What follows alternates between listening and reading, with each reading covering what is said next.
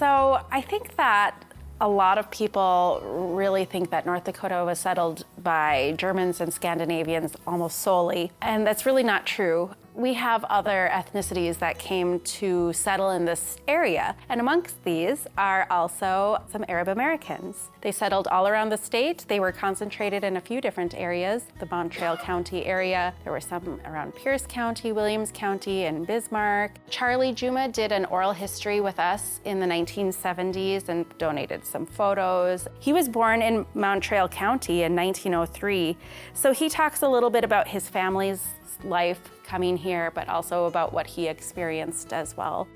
But they first came into America. They landed in New York.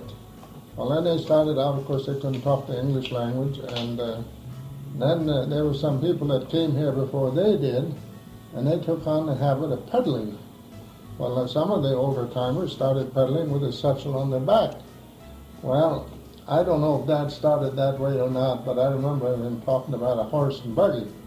And they hit from house to house. And them early days, there wasn't too many stores available, you know. The town was scarce and far apart.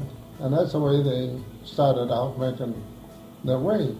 And they're an interesting family because they were settling around the Ross area, and they were also involved with one of the earliest mosques that was built in America. It was constructed in around 1929 and actually was torn down in around 1979.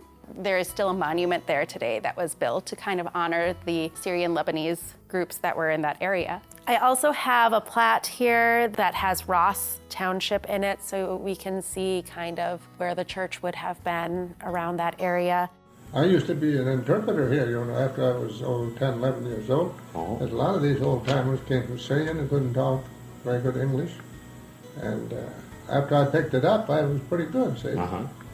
And they'd get in a little trouble, and of course, they'd go to court about something, and they couldn't explain themselves.